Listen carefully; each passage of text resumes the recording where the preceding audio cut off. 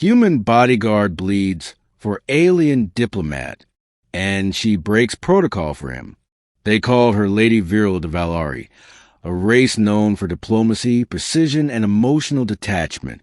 She walked in flowing silver robes that shimmered under the lights of Galactic Summit, her voice calm, her eyes unreadable. Around her hovered layers of protocol, tradition, and technology. No alien had ever breached Valari decorum, and no human had ever gotten close to her until me. I was just the human bodyguard.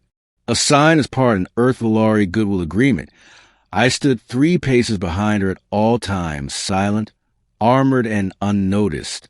She rarely looked at me. I was an accessory, a symbol, an obligation. But I watched her closely. My job was to keep her safe, even if she didn't think she needed it. That changed on the 4th day of the summit. The Valari delegates moved through the diplomatic compound like a current, flawless, synchronized, detached. We were in the Hall of Unity when it happened. A rogue faction from the fractured Taraxi Empire had somehow breached the perimeter. 3 attackers, cloaked and fast, surged from the shadows with plasma blades aimed straight for Lady Virell. She turned her head, calm even as the weapons lit with death. But I was already moving. My body collided with hers, shoving her to the marble floor. One blade slashed across my shoulder, another caught my side. Pain lanced through me, sharp and burning. But I stayed between her and them. My sidearm barked twice. One attacker dropped. The others faltered. Security arrived a moment later, taking down the remaining assailants. Blood ran down my armor in thick red rivulets. I stayed standing until I saw that she was unharmed, still alive, still whole. Then I collapsed. When I woke, it was not in the human infirmary, but in the Valari medical quarters, off limits to all non-Valari. A faint hum surrounded me, and my wounds felt lighter. I blinked. "You should not have done that," came a soft voice. I turned. Lady Virell stood beside me, robes discarded for a simple tunic of pale silk. Her silver hair was pulled back, and for the first time I saw emotion in her violet eyes. "You saved my life," she said. "That's what they pay me for." I croaked. Her brow creased slightly. "No, Valari do not require protection. We are trained to avoid entanglements, especially with species prone to reckless sacrifice." I smiled weakly. "Well, I guess I'm guilty." She looked at the blood-stained bandages wrapped around me. Her hand reached toward my arm, then stopped, fingers trembling. "You bled for me, and I'd do it again."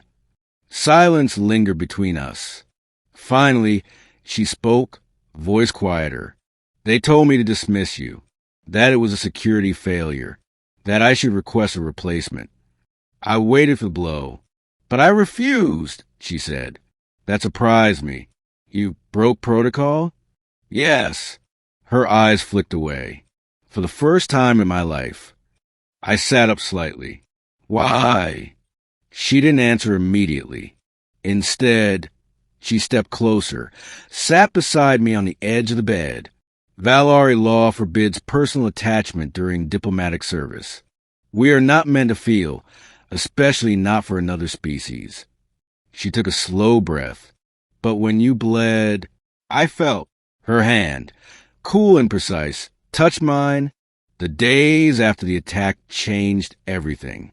She began speaking to me, not in brief commands, but in real conversation. She asked me about Earth, about my family, about what it meant to be human. In return, I learned things about the Valari no human had ever heard, that their emotions weren't absent, they were restrained. That love, if it occurred, was rare and never spoken of during service. That touching another without purpose was forbidden. But one night, after another long round of negotiations, she came to my quarters. "I dismissed my aides," she said. "No one followed me." "That's against protocol," I said. I know. Her eyes glimmered in the dim light. I cannot stop thinking about what you did. Not just the blood, but the choice. You chose to suffer so I could live. No Valari would do that. Not without duty. You did it because you cared.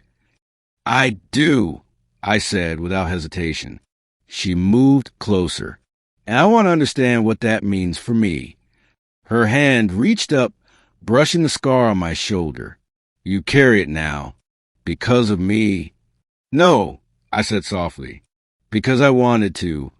She leaned in and touched her forehead to mine, a sacred Valari gesture of intimacy. No audience. No command. Just her. Just me. Whispers spread, of course.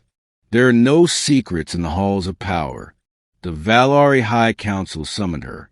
The humans pulled me from her detail.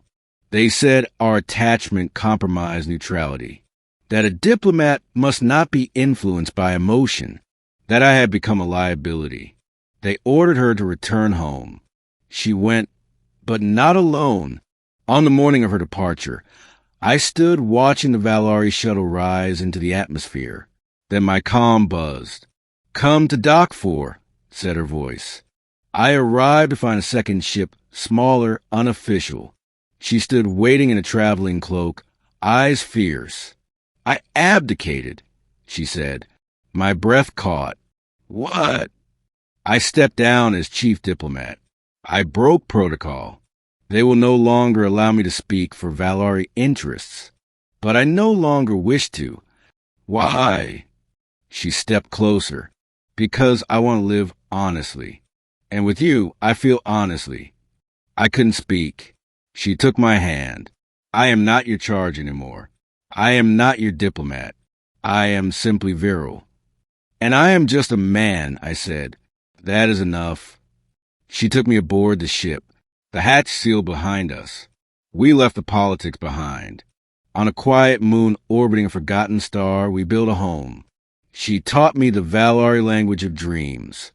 I taught her how to laugh freely. We were two beings who had bled in different ways.